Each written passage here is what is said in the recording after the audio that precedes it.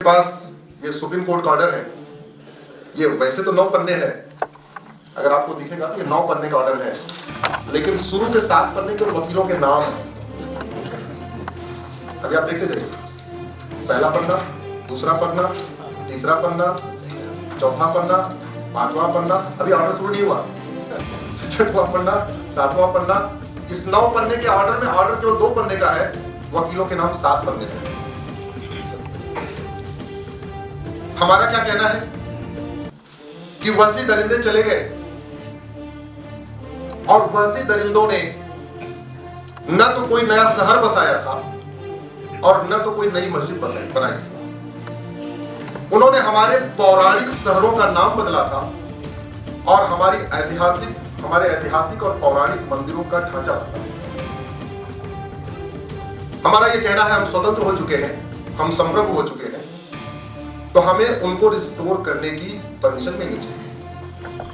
ये जो ऑर्डर है जिसमें मैंने बताया कि 7 पन्ने पे हमारे अधिवक्ता बंधुओं का नाम है, इसमें लगभग 150 अधिवक्ता ये कह रहे हैं कि जो बाबर ने किया, जो हुमायूं ने किया, जो तुगलक ने किया, जो गोरी ने किया, जो गजनी ने किया, जो खिलजी ने किया, हम उसको आपको बदलने नहीं देंगे। उन्होंने जो किया वो कंटिन्यू रहे। एक तरफ 5 याचिका, एक तरफ 20 याचिका, एक तरफ 10 वकील, एक तरफ 150 वकील। और याचिका भी किसकी? हिस्टोरियन रोमिला थापर, दिल्ली के पूर्व एलजी लेफ्टिनेंट गवर्नर नजीब जंग, पूर्व चीफ इलेक्शन कमिश्नर यश वाई कुरैशी, महात्मा गांधी के ग्रेट ग्रैंडसन तुषार गांधी। इनके लिए आए कौन है?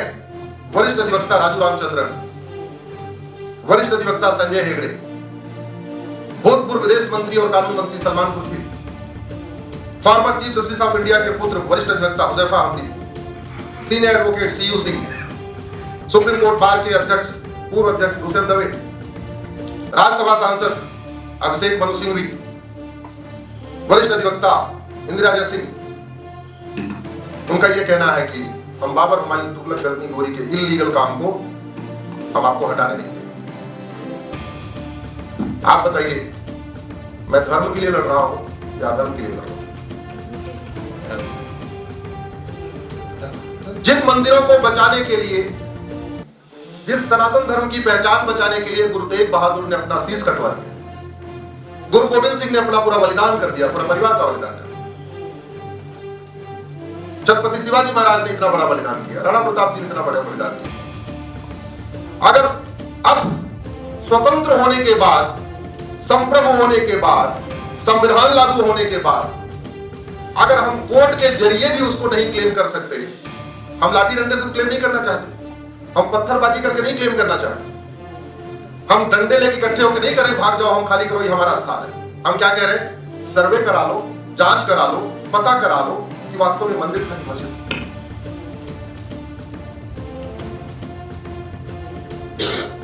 भारत का संविधान कहता है कि देश संप्रभु हो चुका है, सोवरेन हो चुका है। संप्रभुता का मतलब क्या होता है? न गुलामी का नाम होना चाहिए, न गुलामी का निशान होना चाहिए। और एक बात मैं पूरी जिम्मेदारी से कह रहा हूं, मुगलों ने जानबूझ के हमारे पौराणिक शहरों का नाम बदला और जानबूझ के हमारे पौराणिक मंदिरों का गुंबद बदला। उनको हमारी पहचान ही नहीं मिटानी थी, उनको हमारा सम्मान पैरों के तले कुचलना था। वो ये दिखाना चाहते थे कि देखो हम तुम्हारे देश में आके तुम्हारे मंदिरों का गुंबद तोड़ रहे हैं और तुम कुछ कर नहीं सकते हो, तुम केवल देखो। आज कोई भी प्राचीन शहर, कुछ शहरों को छोड़ दीजिए, आपको एक भी भारत के नक्शे पे नहीं मिलेगा। जिन स्थानों का वर्णन कुरान में है वो सारे स्थान उसी नाम से पाए जाते हैं। जिन स्थानों का वर्णन बाइबल में है वो सारे स्थान उसी नाम से पाए जाते हैं। लेकिन जिन स्थानों का वर्णन उपनिषद में है, हमारे धार्मिक ग्रंथों में है, महाभारत में है, रामचरितमानस में है, वाल्मीकि रामायण में है, सत्यार्थ प्रकाश में है, वो एक भी स्थान नहीं मिल रहे। भगवान कृष्ण ने 5 गांव बनाया, मांगा था, आपको 5 गांव भारत के नक्शे पे नहीं मिलेगा। क्यों? क्योंकि गज प्रस्थ को गाजी खान ने गाजियाबाद बना दिया, तिल प्रस्थ को फरीद खान ने फरीदाबाद बना दिया, सोन प्रस्थ को सोनीपत बना दिया, पान प्रस्थ को पानीपत बना दिया। 5 के 5 गांव खत्म, अब बूढ़े नहीं मिले। हमारे बच्चे कह रहे हैं कि अरे पापा आप तो कह रहे थे भगवान कृष्ण ने 5 गांव मांगे थे, 5 गांव कहां है भारत के नक्शे पे? नहीं बेटा नहीं है। नहीं है, तुम्हारा बच्चा क्यों मानेगा कि महाभारत एक वास्तविक घटना है? फिर तो उसको पढ़ाया जाएगा महाभारत एक काल्पनिक घटना है, तो मानेगा क्या काल्पनिक घटना? क्योंकि स्थान तो मिल ही नहीं रहे। पांडवों ने अज्ञातवास कहां किया? विराट में। होशियार खान नाम का लुटेरा गया, होशियारपुर बना दिया। द्रौपदी कहां पैदा हुई? पांचाल में। फरुख खान नाम का लुटेरा गया, फरुखाबाद बना दिया। 51 शक्तिपीठों में एक शक्तिपीठ हमारा कीर्तेश्वरी, मुर्शिद खान नाम का लुटेरा गया, उसने मुर्शिदाबाद बना दिया। एक शक्तिपीठ हमारा विंध्याचल, मिर्जा खान नाम का लुटेरा गया, उसको मिर्जापुर बना दिया। तो उन्होंने कोई नया शहर नहीं बसाया, चुन चुन के हमारे पौराणिक बसे बसाए शहरों का नाम बदला। और वैसे ही अगर उनको नमाज पढ़ने के लिए मस्जिद बनानी थी तो क्या अयोध्या में उस समय जगह खाली नहीं थी? क्या खाली थी? नहीं, लेकिन उनको नमाज पढ़ने के लिए मस्जिद नहीं चाहिए थी, उनको स्वाभिमान को चलने के लिए मस्जिद बनाना था। मथुरा में जगह की कमी नहीं थी क्या? बना लेते, इतना बड़ा मथुरा आज भी खाली पड़ा हुआ है। लेकिन उनको मस्जिद, नमाज पढ़ने के लिए मस्जिद नहीं बनानी थी, हिंदुओं का स्वाभिमान को चलने के लिए जन्मभूमि के ऊपर मस्जिद बनानी। भोजशाला में क्या जगह खाली नहीं थी? क्या खूब खाली थी? नहीं, सम्मान को चलना था, इसलिए मंदिर पे नमाज पढ़ी जाएगी। भद्रकाली में जगह खूब थी, सम्मान को चलना, इसलिए भद्रकाली में नमाज पढ़ी जाएगी। और अगर स्वतंत्र होने के बावजूद भी हम अपने उन पूर्वजों, हमारे पूर्वजों की मजबूरी थी, नहीं कर पा रहे थे, वो विवश थे। अगर आज भी हम विवश हैं क्या?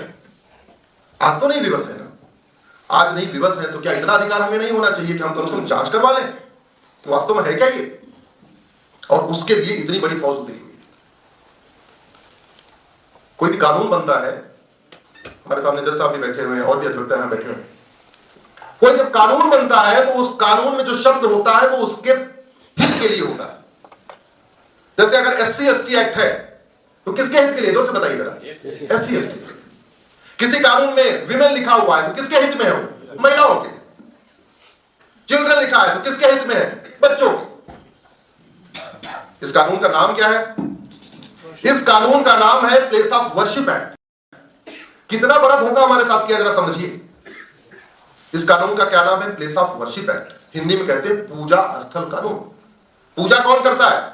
मुस्लिम पूजा करते हैं क्या? नहीं, मुस्लिम प्रार्थना करते हैं, हिंदू पूजा करते हैं। मूर्ति की पूजा होती है और निराकार ब्रह्म की प्रार्थना होती है। तो ये प्लेस ऑफ वर्शिप एक्ट है जो सुप्रीम कोर्ट में मैं पिछले 4 सालों से समझा रहा हूं। इसका नाम प्लेस ऑफ वर्शिप एक्ट है तो किसके हित के लिए हुआ? ये पूजा स्थल के लिए हुआ। पूजा स्थल को क्या कहते हैं? मंदिर। और इस कानून का पहला सेक्शन ये कहता भी है कि रिलीजियस कैरेक्टर चेंज नहीं होगा। हम भी कह रहे हैं रिलीजियस कैरेक्टर चेंज नहीं होना चाहिए, और हमारा ये कहना है कि मंदिर का रिलीजियस कैरेक्टर चेंज होता भी नहीं। कैरेक्टर और अपीयरेंस, इसमें अंतर है। इस समय मैंने पीला वस्त्र पहना हुआ है, ये रामनामी दुपट्टा रखा हुआ है, अभी तिलक लगा लिया, तो मैं क्या दिख रहा हूं? हिंदू। मैं बगल के मस्जिद में जाऊं, सफेद कुर्ता पैजामा पहनूं, गोल्ड टोपी लगा लूं तो क्या दिखूंगा? मुस्लिम। मैं क्रॉस पहन लूं तो क्या दिखूंगा? क्रिश्चियन। मैं साफा बांध दूं तो क्या दिखूंगा? सिख। ये मेरा चरित्र नहीं है, ये मेरा कैरेक्टर नहीं है, ये मेरा क्या मेरा है? रूप, अपीयरेंस। और कानून किसकी बात करता है? कैरेक्टर। तो कैरेक्टर में हिंदू हूं या मुस्लिम हूं या पारसी हूं या ईसाई हूं या सिख हूं, मेरा कैरेक्टर जानने के लिए क्या करना पड़ेगा? सर्वे। मैं सुप्रीम कोर्ट में हूं, काले कोर्ट में हूं, क्या दिखता हूं? एडवोकेट। मैं हॉस्पिटल में जाऊं, सफेद कोट पहन लूं तो कैसा दिखूंगा? डॉक्टर। पुलिस लाइन में चला जाऊं, खाकी वर्दी पहन लूं तो कैसा दिखूंगा? इंस्पेक्टर। लेकिन मेरा कैरेक्टर क्या है ये जानने के लिए आपको सर्वे करना पड़ेगा। मैंने कहा पहला मेरी ये दलील थी कि इसका नाम प्लेस ऑफ वर्शिप एक्ट है, तो कृपया इसको प्लेस ऑफ वर्शिप के पक्ष में इसकी इंटरप्रिटेशन करिए, प्लेस ऑफ प्रेयर के नहीं। मंदिर को प्लेस ऑफ वर्शिप कहते हैं और मस्जिद को प्लेस ऑफ प्रेयर कहते हैं। There is a difference between place of worship and place of prayer. आपको किसी एयरपोर्ट पे प्लेस ऑफ वर्शिप नहीं मिलेगा, क्या मिलता है? Place of prayer. क्यों? क्योंकि प्लेस ऑफ प्रेयर फिक्स नहीं होता, आप उसको बदलते रहिए। आज यहां प्लेस ऑफ प्रेयर है, कल को यहां गोडाउन हो जाएगी, प्लेस ऑफ प्रेयर इधर चला जाएगा, परसों उधर चला जाएगा, परसों उधर चला जाएगा। प्लेस ऑफ वर्शिप बदल नहीं सकता। प्लेस ऑफ वर्शिप को कहते हैं पूजा स्थल। पूजा स्थल का मतलब मंदिर। हिंदू ला ये कहता है एक बार प्राण प्रतिष्ठा हो गई, भगवान को आपने आह्वान कर दिया, पूजा शुरू हो गई, तो जब तक विसर्जन नहीं हो जाएगा वो क्या रहेगा? पूजा स्थल। केवल मंदिरों में पूजा नहीं होती, नीम के पेड़ के नीचे, पीपल के पेड़ के नीचे, बरगद के पेड़ के नीचे पूजा होती। भारत में ऐसे लाखों स्थान है, खासतौर पर हमारे ट्राइबल एरिया में मंदिर नहीं है, वहां पीपल के पेड़ के नीचे शिवलिंग स्थापित करके पूजा करते हैं। आंधी आती है, तूफान आता है, पीपल का पेड़ टूट जाता है, क्या मंदिर बदल जाता है क्या? बताइए जरा। नहीं।